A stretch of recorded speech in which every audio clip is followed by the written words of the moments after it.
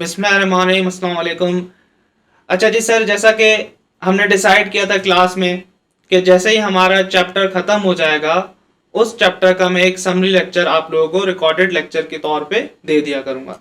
तो सर जैसे कि हमारा चैप्टर नंबर 1 ख़त्म हो चुका है, तो सर आज की क्लास में हम इस सारे चैप्टर को एक छोटे से लेक्चर में समराइज कर देंगे। तो सर जैसे कि इस चैप्टर के अंदर हमारा पहला टॉपिक था definition and features of the company. ठीक है जी सर, इसके अंदर सबसे पहले हमने क्या पढ़ा था? सबसे पहले हमने सर कंपनी की डेफिनेशन पढ़ी थी जिसका मतलब क्या था, क्या डेफिनेशन थी कि company means a company which is formed and registered under the companies act और द कंपनी लॉ। सर हमने कहा था कि ये क्यों कंपनी लॉ क्यों? फिर हमने कंपनी लॉ की डेफिनेशन पढ़ ली थी जिसमें हमें क्लियर हो गया था कि कंपनी लॉ क्या है। Repealed act 1913, ordinance 1984, 2016 and the companies act. ठीक है जी, तो सर इस चीज से हमने कंक्लूड किया था कि जो पुराने लॉ से बनी है या नए लॉ से बनी है, सारी क्या है सर? सारी क्या है? कंपनीज हैं। ठीक है जी। फिर सर हमने एक इंपॉर्टेंट डेफिनेशन पढ़ी थी बॉडी कॉर्पोरेट की। सर बॉडी कॉर्पोरेट की डेफिनेशन हमने बहुत डिटेल में पढ़ी थी। उसका कंक्लूजन क्या था? कंक्लूजन ये था कि सर बॉडी कॉर्पोरेट की डेफिनेशन में 3 चीजें इंक्लूड होंगी और 2 चीजें एक्सक्लूड हो जाएंगी। सर इंक्लूड कौन सी चीजें होंगी? हमने कहा था कि जो कंपनी है वो बॉडी कॉर्पोरेट भी है। कंपनी कौन सी? नई वाली 2017 के एक्ट वाली भी और रिपील्ड एक्ट वाली भी, पुरानी वाली मतलब। और फिर सर हमने कहा था कि इनकॉर्पोरेटेड आउटसाइड पाकिस्तान, के जो बाहर बनी हो वो भी क्या है सर? बॉडी कॉर्पोरेट है। और फिर हमने कहा था कि declared body corporate under the relevant statue, जो एक अपने लॉ के हिसाब से बनी है उस स्टैचू के तहत उसको बॉडी कॉर्पोरेट कह दिया गया था, जैसे कि एसबीपी, पाकिस्तान रेलवेज वगैरह। सही है। फिर हमने कहा था कि सर एक्सक्लूजन किस चीज की होंगी? 2 एक्सक्लूजन होंगी। एक कोऑपरेटिव सोसाइटीज, हमने कहा था कि वो सोसाइटीज जो वेलफेयर के काम वगैरह के लिए बनती हैं, जैसे हमने कहा था कि मेमन्स में कम्युनिटीज होती हैं अपनी बरादरी की फलाह बहबूद वेलफेयर के लिए बनती हैं। सही है। फिर हमने कहा था कि जिसको कंपनीज एक्ट ने कह दिया कि भाई अब ये कंपनी नहीं है तो बॉडी कॉर्पोरेट भी नहीं है। सही है। किसी फेडरल गवर्नमेंट के मिनिस्टर ने, रेलेवेंट मिनिस्टर जो उसने कह दिया, या फिर कंपनी लॉ ने उसको किसी भी लॉ के तहत, किसी भी रूल के तहत कंपनी ही डिक्लेयर करना बंद कर दिया, तो जब वो कंपनी नहीं तो सर वो बॉडी कॉर्पोरेट भी नहीं। ठीक है जी सर। फिर हम आ गए थे कंपनी के फीचर्स पे। हमने कहा था कि सर कंपनी एक आर्टिफिशियल लीगल पर्सन है। आर्टिफिशियल लीगल पर्सन है तो मतलब क्या कि कंपनी सेपरेट है इसके ओनर से, कि कंपनी के ओनर्स अलग और कंपनी की अपनी एक पहचान है, अपनी एक आइडेंटिटी है, वो अलग बात। सही है। तो इसको हमने कहा था कि सर यही क्या है? यही डॉक्ट्राइन ऑफ कॉर्पोरेट पर्सनालिटी भी होता है। फिर सर हमने कहा था ये तो कंपनी का फीचर है। फिर हमने कहा था कि आर्टिफिशियल लीगल पर्सन होने के नाते कौन से फीचर है इसके? उसके हमने कहा था कि कॉन्ट्रेक्चुअल राइट्स एंड ऑब्लिगेशन होंगे। जैसे एक इंसान अपने नाम से किसी कॉन्ट्रैक्ट में दाखिल हो सकता है, कोई कॉन्ट्रैक्ट कर सकता है, उसी तरह अगर कंपनी एक सेपरेट आर्टिफिशियल लीगल पर्सन है तो क्या वो अपने नाम से किसी कॉन्ट्रैक्ट में आ सकती है? हमने कहा था सर बिल्कुल आ सकती है। और फिर डेट्स एंड लायबिलिटीज, इसी तरह कंपनी जो होगी अगर उसकी एक separate identity artificial legal person है तो सर वो जिससे डेट्स इनकर करेगी कंपनी लायबल होगी उसको पे करने के लिए, शेयर होल्डर्स नहीं होंगे। फिर सर हमने कहा ओनरशिप, क्या जब कंपनी का एक लीगल स्टेटस है, अपना नाम है, अपनी आइडेंटिटी है, तो क्या वो अपने नाम पे अपने एसेट्स ओन कर सकती है? बिल्कुल सर। हमने कहा था कि कंपनी के जो एसेट्स होंगे कंपनी के नाम पे होंगे, शेयर होल्डर्स के नाम पे नहीं होंगे। फिर sir right to receive from debtors, हमने कहा कि कंपनी अगर डेट इनकर करेगी तो उसके लिए लायबल होगी। तो सर कंपनी ने जो सेल्स की, सही है, कंपनी के जो रिसीवेबल है, तो सर इसी तरह जब कंपनी अपनी लायबिलिटीज के लिए जिम्मेदार है तो सर अपना जो रिसीवेबल है वो भी कंपनी क्लेम कर सकती है अपने नाम पे। सही है।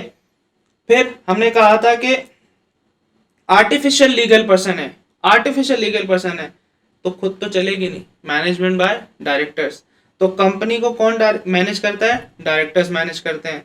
फिर सर हमने कहा था कि लायबिलिटी टू पे टैक्स, कि अगर एक इंसान है जो नेचुरल पर्सन है वो अपनी इनकम कमाता है तो लॉ बोलता है, टैक्स के लॉज बोलते हैं कि भाई टैक्स निकाल। अब लॉ कह रहा है कि कंपनी को एक आर्टिफिशियल लीगल पर्सन मानता हूं, एक उसकी अपनी उसको पहचान देता हूं, तो सर उस पहचान के नाम पे अगर वो इनकम कमा रही है तो क्या उस इनकम पे टैक्स देगी? बिल्कुल देगी सर, बिल्कुल देगी। तो सर कंपनी के जो ओनर्स होते हैं, सही है, वो अपनी इनकम पे टैक्स अलग देंगे, लेकिन जो कंपनी कमा रही है, कंपनी अपनी इनकम पे अलग टैक्स देगी। सही है जी। फिर सर हमने कहा था कि लीगल ऑब्लिगेशंस, लीगल ऑब्लिगेशन क्या है कि अगर कंपनी कोई कानून तोड़ती है, कंपनी कोई कानून तोड़ती है तो कंपनी खुद जिम्मेदार है, कंपनी खुद जिम्मेदार है कि अपनी लाइबिलिटीज या फिर जो पेनल्टीज उसके ऊपर लगेंगी वो पे करे। फिर हमने कहा था कि एक्सेप्ट फ्यू सर्कमस्टांसेस, हमने कहा था कहीं कहीं जो ऑफिसर्स या डायरेक्टर्स हैं वो भी पर्सनली लायबल हो सकते हैं अगर वो कानून के दायरे से हटके काम करेंगे। सही है जी। फिर सर ये तो हो गए आर्टिफिशियल लीगल पर्सन, और आर्टिफिशियल लीगल पर्सन होने के नाते को कोई कैरेक्टरिस्टिक्स हैं। दूसरा कैरेक्टरिस्टिक्स हमने कहा था कि ट्रांसफरेबिलिटी ऑफ ओनरशिप, कि क्या कंपनी की ओनरशिप ट्रांसफर हो सकती है? बिल्कुल हो सकती है। हमने कहा था कि सर ओनरशिप आएगी कैसे? सर ओनरशिप आएगी शेयर्स के थ्रू। शेयर क्या था? इक्विटी का एक पोर्शन था।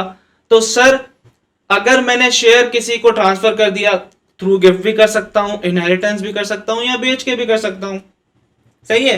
तो जब शेयर ट्रांसफर होगा वो शेयर सारे राइट्स के साथ ट्रांसफर हो जाएगा। सही है।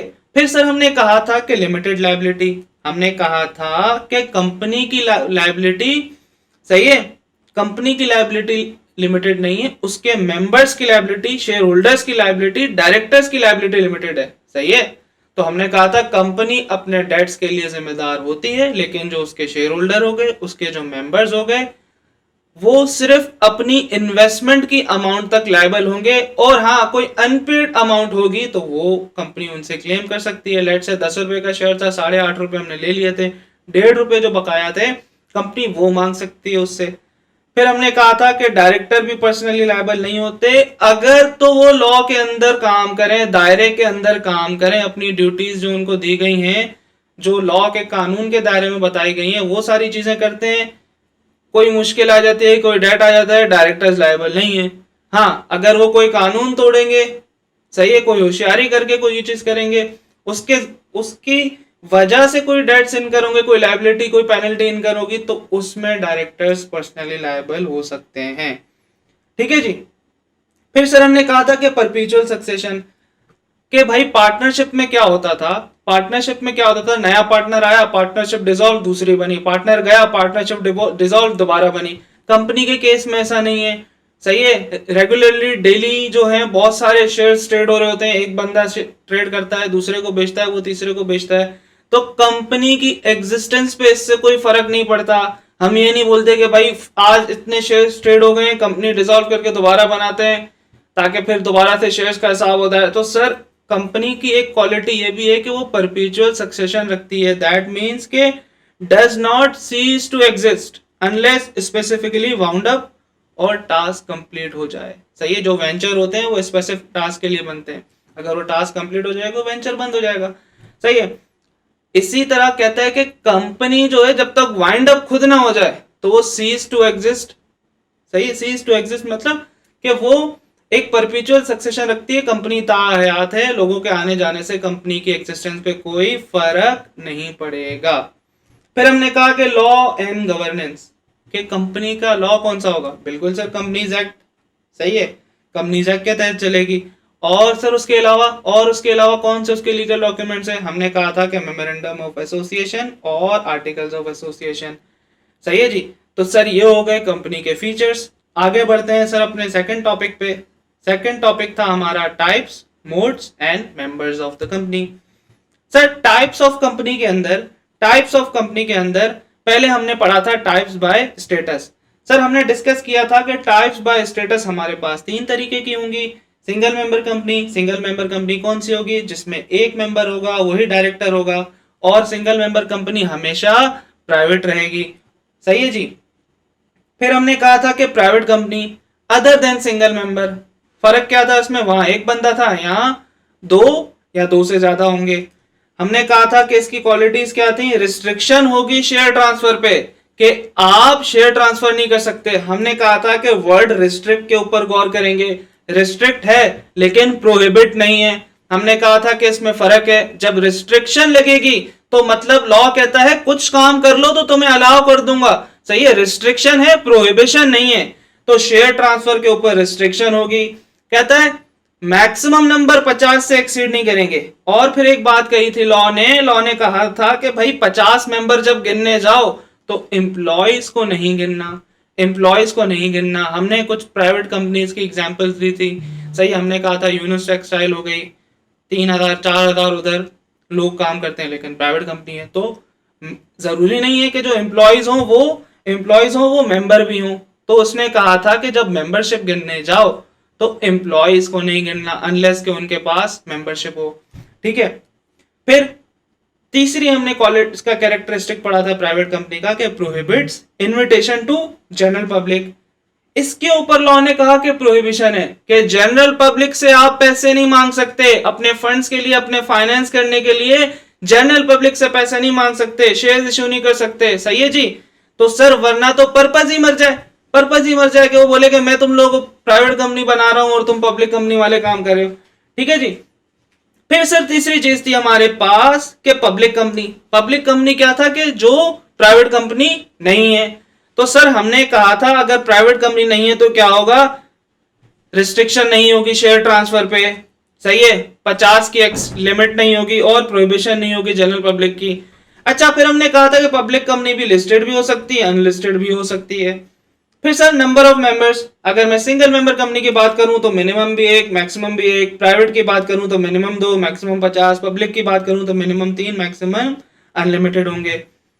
अच्छा जी, ये तो हो गई टाइप्स बाय स्टेटस। फिर सर हमने पढ़ा था कि टाइप्स बाय मेंबर्स लायबिलिटी। हमने कहा था कि लिमिटेड बाय शेयर्स में मेंबर्स की लायबिलिटी हमने कहा था अगर कोई अनपेड अमाउंट है किसी शेयर की तो वो है, सिर्फ वो लायबिलिटी है। लेट्स से कि 10 रुपए का शेयर था, 8.5 रुपए दे दे, 1.5 रुपए अगर बकाया है तो शेयर होल्डर से हम एडिशनल जो अमाउंट मांग सकते हैं वो सिर्फ 1.5 रुपए मांग सकते हैं, सही है। फिर सर लिमिटेड बाय गारंटी में मेंबर की लायबिलिटी कितनी होती है? सर हमने कहा था कि अगर कंपनी लिमिटेड बाय गारंटी है तो उसकी मेंबर्स की लायबिलिटी कितनी होगी, वो अमाउंट होगी जो at the time of being wound up जो कंट्रीब्यूट करेगा एसेट्स में जो उसने गारंटी की होगी, सही है। फिर हमने कहा था कि लेकिन अगर limited by guarantee having share capital है तो सर हमने कहा था हैविंग शेयर कैपिटल में दो हो जाएंगी। एक तो अगर कोई अनपेड शेयर है जो 1.5 रुपए जैसे के, और सर अमाउंट ऑफ गारंटी, ये दो लायबिलिटीज हो जाएंगी। फिर सर हमने कहा था कि अनलिमिटेड कंपनी भी होती है एक, सही, हमने कहा था कि प्रैक्टिकली जो है रेयर टू एग्जिस्ट है, और ये भी क्या हो सकती है, दो तरीके से हो सकती है, having share capital, not having share capital. फिर सर हम आ गए थे अपनी तीसरी टाइप्स ऑफ कंपनीज पे जिसको हमने अदर्स का नाम दे दिया था। अदर्स के अंदर सर हमने क्या पढ़ा था, पहले हमने पढ़ा था होल्डिंग कंपनी की डेफिनेशन। होल्डिंग कंपनी की डेफिनेशन में उसने कहा था कि होल्डिंग कंपनी जानना चाहते हो तो उसने कहा कि if other company is subsidiary तो होल्डिंग बन जाएगी सामने वाली कंपनी। तो दैट मींस कि उसने इशारा दिया कि भाई अगर तुम्हें होल्डिंग कंपनी की डेफिनेशन जाननी है तो तुम जाओ, तुम सब्सिडरी कंपनी की डेफिनेशन देख लो। सर जब हम सब्सिडरी कंपनी की डेफिनेशन पे आए तो पहले उसने क्या कहा कि सब्सिडरी कंपनी वो है जिसके अंदर होल्डिंग कंपनी क्या करती है, controls the composition of board. That means कि मेजॉरिटी ऑफ डायरेक्टर्स वो अपॉइंट करेगी। फिर सामने हमने कहा था कि holds 1/2 of the voting securities, सही है, ईदर बाय इटसेल्फ और थ्रू वन और मोर ऑफ इट्स सब्सिडरीज, कि या तो खुद या अपनी सब्सिडरी के थ्रू उसके अंदर 1/2 से ज्यादा वोटिंग सिक्योरिटीज हेल्ड करती है, सही है। तो हमने कहा था कि तब जो वो कंपनी हो जाएगी वो सब्सिडरी कंपनी बन जाएगी। फिर सर हमने एक और कंपनी पढ़ी कि होली ओन्ड सब्सिडरी। हमने कहा था कि अगर होल्डिंग कंपनी 100% शेयर्स ओन करती है तो सामने वाली कंपनी क्या हो जाएगी, उसकी होली ओन्ड सब्सिडरी कंपनी हो जाएगी। फिर सर एक इंपॉर्टेंट डेफिनेशन आई थी जो इस अटेम्प्ट के लिए भी इंपॉर्टेंट है, वो थी सर पब्लिक सेक्टर कंपनी की डेफिनेशन। एक बड़ी डेफिनेशन थी, उसको हमने चंक्स में तोड़ तोड़ के पढ़ा था। सर हमने कहा था कि public sector company public company भी हो सकती है, प्राइवेट कंपनी भी हो सकती है, सही है, और तीसरी चीज public sector association not for profit भी हो सकती है। तो सर एक वन लाइन की डेफिनेशन हमने बना दी थी कि पब्लिक सेक्टर कंपनी वो होती है कि पब्लिक कंपनी, प्राइवेट कंपनी या पब्लिक सेक्टर कंपनी। हमने कहा कि पब्लिक सेक्टर कंपनी तो डायरेक्ट बन गई, पब्लिक सेक्टर कंपनी तो डायरेक्ट पब्लिक सेक्टर कंपनी बन गई, public sector association not for profit तो डायरेक्ट पब्लिक सेक्टर कंपनी बन गई। लेकिन जो ये दो बची, पब्लिक और प्राइवेट बची, इसके लिए लॉ ने कंडीशन लगा दी। सर कौन सी कंडीशन लगा दी? उसने कहा कि भाई डायरेक्टली एंड डायरेक्टली कंट्रोल करती होगी, या बेनिफिशियली ओन करती होगी, या not less then 51% of voting security किसके पास होंगी? किसके पास होंगी? सर गवर्नमेंट के पास होंगी, या गवर्नमेंट की एजेंसी के पास होंगी, स्टैट्यूटरी बॉडी के पास होंगी, जिसकी वजह से क्या होगा, इन रिस्पेक्ट ऑफ विच ये सारी एजेंसीज या बॉडीज क्या कर सकती होंगी? इलेक्ट या नॉमिनेट कर सकती होंगी मेजॉरिटी ऑफ डायरेक्टर्स। अगर ऐसा कर सकती हैं तो सामने वाली कंपनी कौन बन जाएगी? कौन बन जाएगी? सर पब्लिक सेक्टर कंपनी बन जाएगी। ठीक है जी।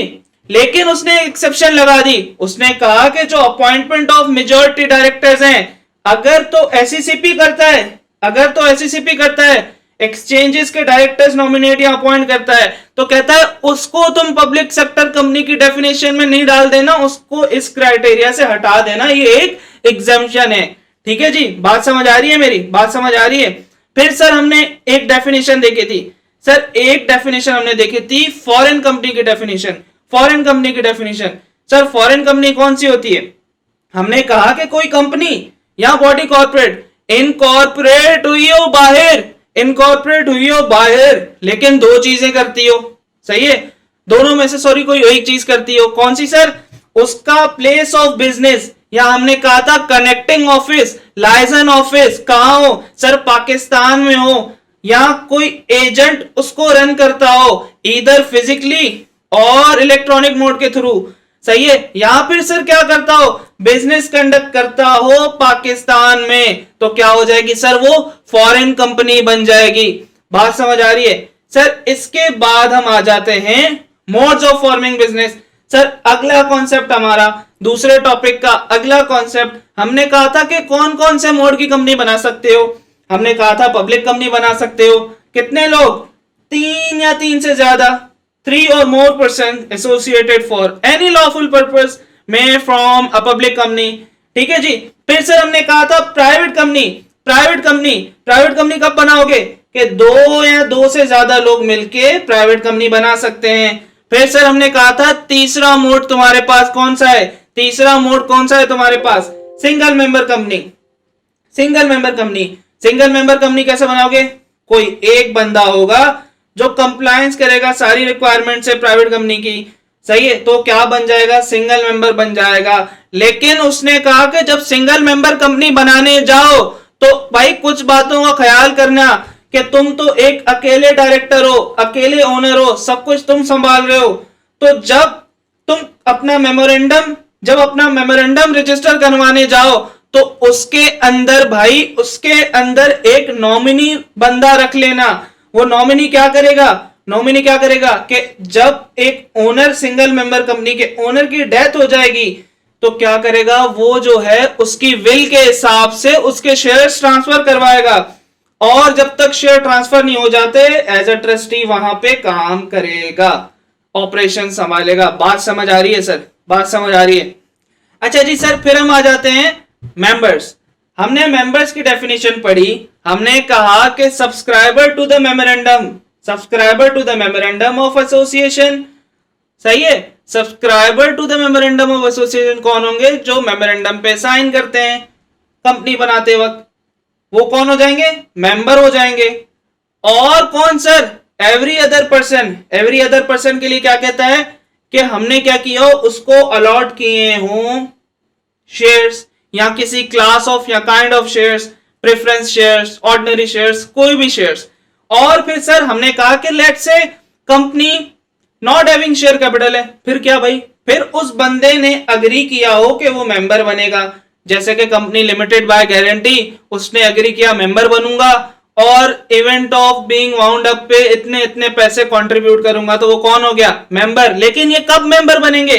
जब इनके नाम बुक्स ऑफ मेंबर्स के अंदर, रजिस्टर ऑफ मेंबर्स के अंदर रजिस्टर्ड हो जाएंगे। सही है जी। तो हमने कहा कि जो शेयर होल्डर और मेंबर है इंटरचेंजेबली यूज होते रहते हैं, लेकिन जो मेंबर्स की टर्म है वो एक ब्रॉडर टर्म है, एक ब्रॉडर टर्म है, क्योंकि जो मेंबर होते हैं वो शेयर होल्डर भी होंगे। सही है। तो सर लेकिन जो शेयर होल्डर होगा जरूरी नहीं है वो मेंबर हो, तो इसलिए कहा कि जो मेंबर है, मेंबर्स है, वो एक ब्रॉडर टर्म है। ठीक है जी। फिर सर हम आ जाएंगे मिनिमम नंबर ऑफ मेंबर्स के ऊपर। हमने कहा कि सिंगल मेंबर में 1, प्राइवेट के अंदर 2, पब्लिक कंपनी के अंदर 3। ठीक है जी। अब मिनिमम नंबर्स कम हो गए। लेट्स से एक प्राइवेट कंपनी थी, 2 होने चाहिए। सर एक बंदा मर गया, एक बचा है, तो लॉ कहता है कि 180 दिन तक तो तुम मिनिमम नंबर के साथ काम कर सकते हो, लेकिन 180 दिन के अंदर दूसरा बंदा बना दो, दूसरा मेंबर ले आओ, वरना 180 दिन के बाद, सही है, कोई अग्रीमेंट किया तुमने, कोई कॉन्ट्रैक्ट किया, उसके तहत कोई लायबिलिटी इनकर हुई तो उसके जिम्मेदार पर्सनली लायबल हो जाओगे तुम। सही है, पर्सनली लायबल हो जाओगे। फिर सर हम अपने तीसरे टॉपिक पे आ गए, authorities, officials and resolutions. Sir authorities के अंदर पहले सबसे हमने पढ़ा कमीशन। हमने कहा कि कमीशन कौन है? एससीसीपी है भाई। हमने कहा इसके ऑफिसेस कहाँ हैं? हमने कहा सर एक हेड ऑफिस इस्लामाबाद में, 4 रीजनल ऑफिसेस हैं। कहां पे? जो सूबों के दारुल हुकूमत है, जैसे कराची हो गया, पेशावर हो गया, कोयटा हो गया, और सर हमारे पास लाहौर हो गया। ठीक है जी। फिर सर इसके अलावा 3 रीजनल ऑफिस मेन सिटीज में, मुल्तान, फैसलाबाद और सक्खर में। फिर हमने कहा कि भाई पावर्स क्या है कमीशन की? तो सर एज सच उसने कोई लिस्ट ऑफ पावर्स नहीं दी। उसने हमें कहा कि कंपनीज एक्ट के हिसाब से जो कमीशन को पावर दी गई है वो, और इसके अलावा एससीसीपी का जो अपना एक्ट है जिससे वो बना है, एससीसीपी एक्ट 1997, उस एक्ट ने जो पावर दी है वो सारी कमीशन की पावर्स हैं। फिर सर हमने कहा रजिस्ट्रार। सही है। अब हम अथॉरिटीज ऑफिशियल्स पे आ गए। रजिस्ट्रार। सर रजिस्ट्रार हमने कहा था कौन है? हमने कहा था कि भाई जो कंपनीज होती हैं उनका डेली के मामलात कौन देख रहा होता है? रजिस्ट्रार। लेकिन लॉ ने डेफिनेशन कैसी दी? उसने डेजिग्नेशन बता दिए। उसने कहा additional registrar, additional joint registrar, joint deputy registrar, assistant, ये सारे कौन है? ये सारे रजिस्ट्रार हैं। और इसके फंक्शंस क्या होते हैं? बुक्स ऑफ रिकॉर्ड सीज कर देगा, रूटीन डॉक्यूमेंट्स का ट्रैक रखेगा, मॉर्गेज और चार्ज वगैरह जो होंगे उसको सेटिस्फाई कर दिया या चार्ज किया उसको रजिस्टर करवाना, उसकी पेमेंट रजिस्टर करवाना, ये सारे काम रजिस्ट्रार देखता है। सही है जी। फिर सर हमने एक डेफिनेशन देखी ऑफिसर्स के। लॉ ऑफिसर किसको कहता है? लॉ कहता है डायरेक्टर है वो भी ऑफिसर है, सीईओ है वो भी ऑफिसर है, सीएफओ है वो भी ऑफिसर है, या कंपनी सेक्रेटरी है वो भी ऑफिसर है। ठीक है जी। और बोर्ड क्या है? बोर्ड ऑफ डायरेक्टर्स जो होते हैं कंपनी के, लॉ उनको क्या कह देता है? एक जार्गन रख दिया लॉ ने कि बोर्ड मेरी नजर में बोर्ड ऑफ डायरेक्टर्स। फिर वोटिंग राइट्स पढ़े सर हमने। वोटिंग राइट्स पढ़े। हमने कहा कि कंपनी में जो फैसले होंगे वो मीटिंग में रेजोल्यूशंस के तहत होंगे, और रेजोल्यूशन के लिए वोट कैसे होगा? सही है। वो जो वोट कैसे होगा वो क्या है? मीटिंग में वोट करने का जो राइट है, थ्रू फिजिकल हो, इलेक्ट्रॉनिक मोड के थ्रू हो, वो क्या है सर? एक वोटिंग राइट है आपके पास। फिर सर हमने कहा कि ऑर्डिनरी रेजोल्यूशन। ऑर्डिनरी रेजोल्यूशन हमने कहा कि मेजॉरिटी सिंपल मेजॉरिटी 50% से ज्यादा। सही है। 50% से ज्यादा लोगों ने पास किया हो, इन पर्सन, बाय प्रॉक्सी और थ्रू पोस्टल बैलेट। ठीक है जी। लेकिन सर स्पेशल रेजोल्यूशन और इसमें फर्क क्या था? ये था कि यहां क्या था? Majority not less than 3/4 of the member entitled to vote. Sir special resolution के केस में हमने कहा कि 3/4 से कम नहीं होनी चाहिए। दैट मींस के 75%। सही है। 75% से ज्यादा हो। एक फर्क ये हो गया ऑर्डिनरी और स्पेशल रेजोल्यूशन में कि ऑर्डिनरी में 50% से ज्यादा चाहिए, यहां पे 75% से ज्यादा चाहिए। और फिर सर वही बात in person, proxy, general meeting में होगी। कौन सी जनरल मीटिंग? जिसका नोटिस 21 दिन पहले हम दे देंगे। लेकिन लॉ ने कहा कि अगर सारे मेंबर्स जो आ रहे हैं इंटाइटल टू अटेंड और वोट हैं वो एग्री करते हैं तो तुम 21 दिन के कम नोटिस पे भी बुला सकते हो मीटिंग। ठीक है जी। फिर हमने कहा था कि सर ऑर्डिनरी रेजोल्यूशन कब पास होगी, स्पेशल रेजोल्यूशन कब पास होगी। हमने कहा था ऑर्डिनरी बिजनेसेस के लिए ऑर्डिनरी रेजोल्यूशन, स्पेशल बिजनेस के लिए स्पेशल रेजोल्यूशन। तो ये कौन डिटरमिन करेगा कि कौन सा ऑर्डिनरी है कौन सा स्पेशल है? हमने कहा कि सर लॉ ने ऑर्डिनरी रेजोल्यूशन ऑर्डिनरी बिजनेसेस की डेफिनेशन दे दी कि चार पांच काम है, मेरी नजर में ऑर्डिनरी है, इसके अलावा अगर कुछ करते हो तो क्या हो जाएगा, स्पेशल हो जाएगा। ठीक है जी। फिर सर हम आ गए अपने मेन टॉपिक के अंदर कि जिसके ऊपर हमने कहा था कि इस चैप्टर का एग्जामिनर का एक फेवरेट एरिया है sir, association not for profit. सबसे ज्यादा अगर पास पेपर में ये चैप्टर टेस्ट हुआ है तो उसमें सबसे ज्यादा ये हमारा टॉपिक टेस्ट हुआ है। ये आप लोगों ने क्लास में अंदाजा लगा लिया होगा, जब हमने पास पेपर किए हैं, सारे पास पेपर हमने क्लास में किए हैं पिछली अटेम्प्ट से लेके 2009 तक के, तो सर उसमें जो सबसे ज्यादा पास पेपर थे वो इसी टॉपिक के थे, एसोसिएशन नॉट फॉर प्रॉफिट। हमने कहा कि अगर कोई कंपनी एनपीओ बनना चाहती है तो कब बनेगी, जब वो commerce, art, science, religion, education, research, sports, welfare और हेल्थ वगैरह इनमें से किसी चीज को प्रमोट कर रही होगी। लेकिन कुछ कंडीशंस भी थी sir, profit will be used in promoting objects, के जो उसका प्रॉफिट होगा वो अपने ऑब्जेक्ट्स, कौन से ऑब्जेक्ट्स, ये वाले ऑब्जेक्ट्स, इन ऑब्जेक्ट्स की प्रमोशन में लगाएगी। और जो डिविडेंड है, डिविडेंड नहीं देगी प्रॉफिट में से। ठीक है। और उसकी activities not against the law, order, security या नेशनल इंटरेस्ट ऑफ पाकिस्तान। उनका जो इंटरेस्ट है, जो उनकी जो एक्टिविटीज है वो हमारे नेशनल इंटरेस्ट के खिलाफ नहीं होनी चाहिए। मे इम्पोज अदर कंडीशन। फिर हमने कहा था कि सर ये वाले पॉइंट के ऊपर हमने क्लास में डिस्कशन भी की थी कि जब बच्चे इस सवाल का आंसर लिखते हैं तो उसमें ये वाला पॉइंट मिस कर देते हैं, तो सर ये एडिशनल जो रिक्वायरमेंट वाला पॉइंट है वो भी कंडीशंस का पार्ट है। सही है जी। फिर सर हमने कहा था कि कंडीशंस हो जाएंगी तो दो सूरतें हो सकती हैं, एसईसीपी या तो सेटिस्फाई नहीं होगा, सेटिस्फाई नहीं होगा तो एप्लीकेशन रिजेक्ट कर देगा, तो आप एनपीओ नहीं बन सकते हो। लेकिन अगर सेटिस्फाई हो गया तो आपको लाइसेंस मिल जाएगा स्पेसिफाइड पीरियड का। स्पेसिफाइड पीरियड कुछ भी हो सकता है जो कमीशन आपको देगा। सही है। फिर registered as a public company, आप एक एसोसिएशन नॉट फॉर प्रॉफिट तो बनते हो लेकिन आप एक पब्लिक कंपनी बनते हो, आप एक पब्लिक कंपनी बनते हो। सर पब्लिक कंपनी कौन सी, लिमिटेड बाय गारंटी। सही है जी। विदाउट द वर्ड लिमिटेड और गारंटी लिमिटेड, के आपके साथ वर्ड ना गारंटी लगेगा ना गारंटी लिमिटेड लगेगा। ठीक है जी। फिर हमने कहा कि सर आपकी कंपनी का जो एमओए यानी मेमोरेंडम ऑफ एसोसिएशन या फिर आर्टिकल्स ऑफ एसोसिएशन जो होगा वो क्या होगा, as per the table F होगा, as per the table F होगा of the first schedule. First schedule के अंदर जो हमारे पास टेबल एफ है जिसके ऊपर हमने क्लास में एक डिटेल डिस्कशन की थी, एज पर टेबल एफ होगा। सही है जी। फिर सर हमने कहा था कि आप एंजॉय करोगे सारे प्रिविलेजेस जो एक लिमिटेड लायबिलिटी कंपनी करती है, सारे प्रिविलेजेस वो होंगे जो एक लिमिटेड कंपनी के होते हैं, लेकिन आप अपने नाम के साथ एक वर्ड लिमिटेड या गारंटी लिमिटेड नहीं लगाओगे।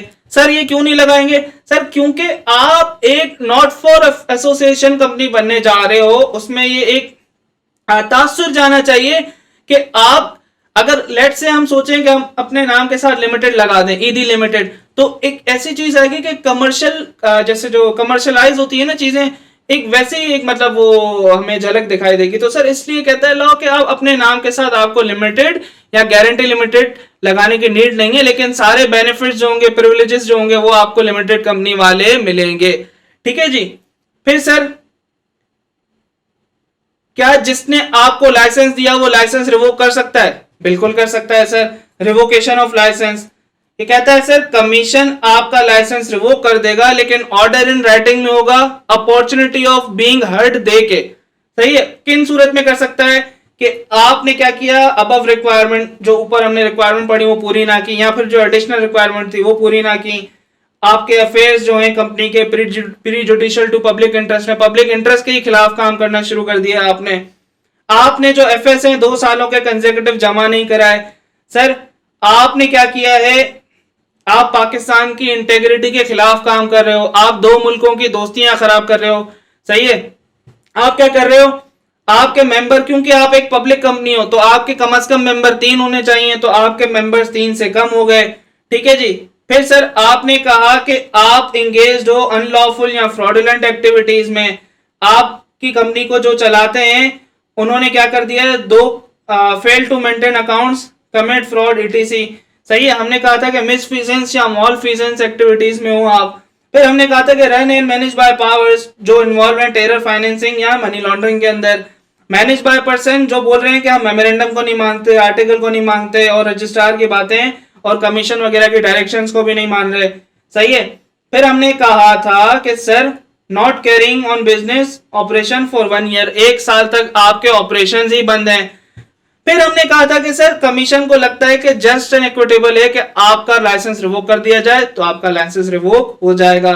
फिर सर हम आ गए थे इफेक्ट्स ऑफ रिवोकेशन कि अब रिवोक हो गया लाइसेंस, अब उसके इफेक्ट क्या होंगे। सर हमने कहा था कि आप सारी एक्टिविटीज बंद कर दोगे लेकिन आप अपने जो पैसे आपके रिसीवेबल है वो आप मांग सकते हो। आप डोनेशन लेना बंद कर दोगे, आप अपने सारे एसेट्स उसमें से लायबिलिटीज हटा के 90 दिन के अंदर दूसरी एनपीओ को दोगे। प्रेफरेबली कौन सी होनी चाहिए, जो आपके जैसा काम करी हो, जैसे आप हेल्थ सेक्टर में तो वो भी हेल्थ सेक्टर वाली एनपीओ। ठीक है जी, 90 दिन के अंदर। लेकिन हमने कहा कि जो वाइंडिंग अप के खर्चे हैं आप वो भी साइड पे कर सकते हो। फिर ये जब कंप्लायंस हो जाएंगी 15 दिन के अंदर रजिस्ट्रार को एक रिपोर्ट दोगे, रजिस्ट्रार उस रिपोर्ट के 30 दिन जो जैसे ही वो क्या कहते हैं आपकी रिपोर्ट एक्सेप्ट हो गई, आपकी रिपोर्ट एक्सेप्ट हो गई 30 दिन के अंदर आप क्या करोगे, रजिस्ट्रार की एक्सेप्टेंस के 30 दिन के अंदर आप इनिशिएट कर दोगे प्रोसीडिंग्स ऑफ वाइंडिंग अप। लेकिन जहां आपके एसेट्स लायबिलिटीज है ही नहीं, आप डायरेक्ट रजिस्ट्रार को बोल दोगे कि हमारा नाम स्ट्राइक ऑफ कर दो, मतलब अपने बुक से हटा दो। अगर आपने डिफॉल्ट किया तो कमीशन एक एडमिनिस्ट्रेटर अपॉइंट कर सकता है जो मैनेज करेगा और इनिशिएट कर देगा प्रोसीडिंग्स फॉर वाइंडिंग अप। बात समझ आ रही है सर?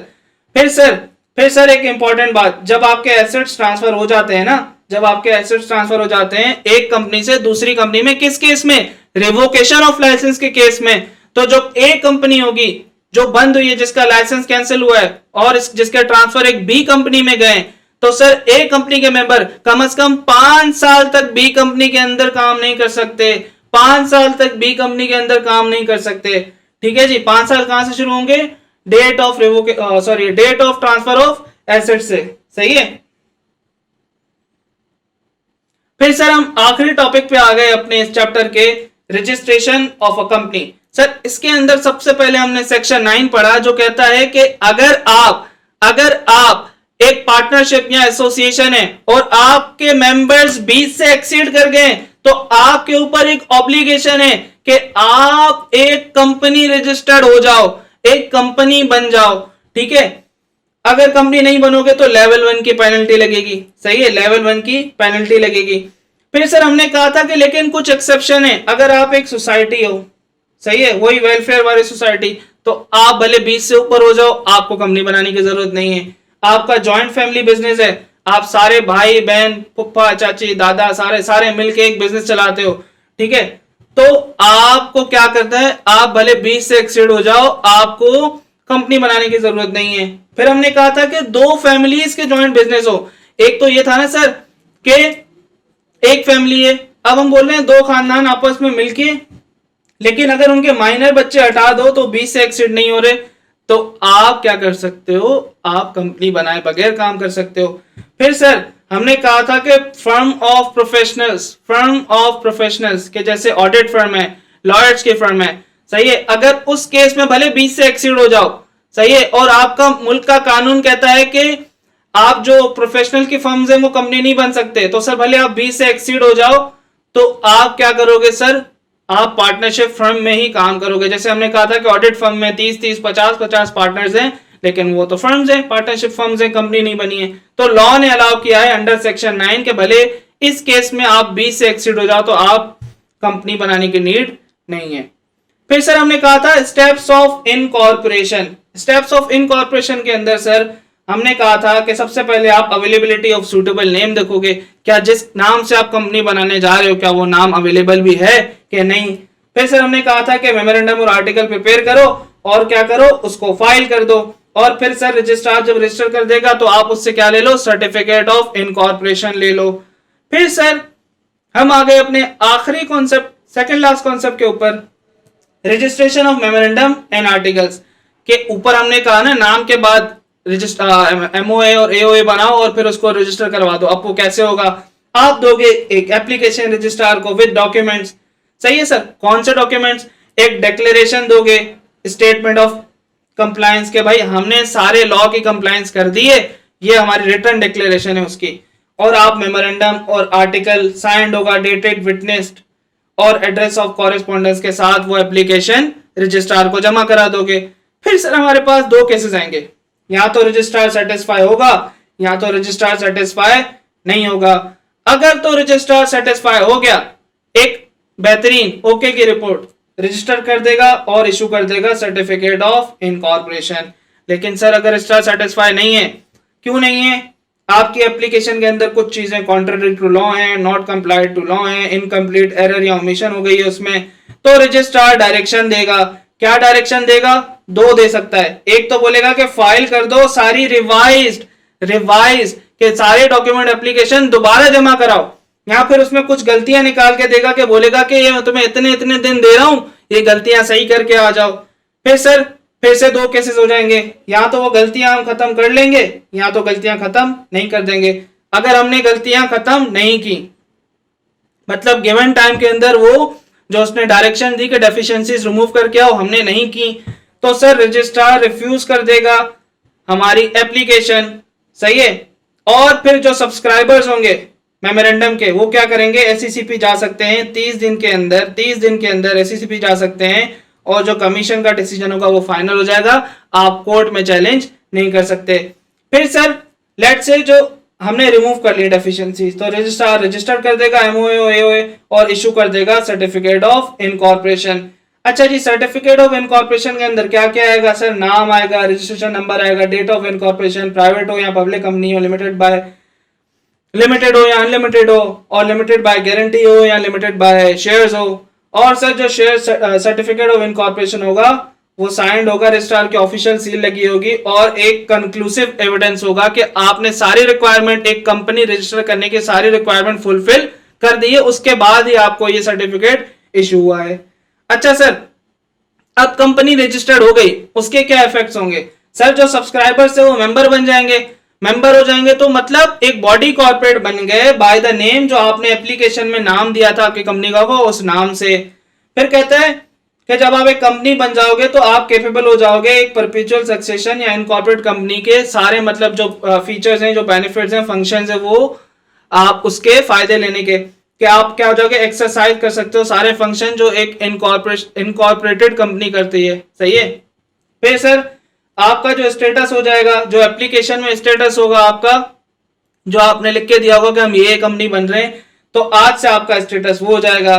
फिर हमने कहा कि अगर आप एक शेयर कैपिटल वाली कंपनी हो तो जो आपके सब्सक्राइबर होंगे वो इनिशियल शेयर होल्डर्स हो जाएंगे, और जिन लोगों का नाम आपने आर्टिकल्स ऑफ एसोसिएशन में लिख के दिया था वो क्या हो जाएंगे sir, deemed to have been appointed to their office हो जाएंगे, कि हम ये तसव्वुर कर लेंगे कि वो लोग अब डायरेक्टर कंपनी के बन चुके हैं।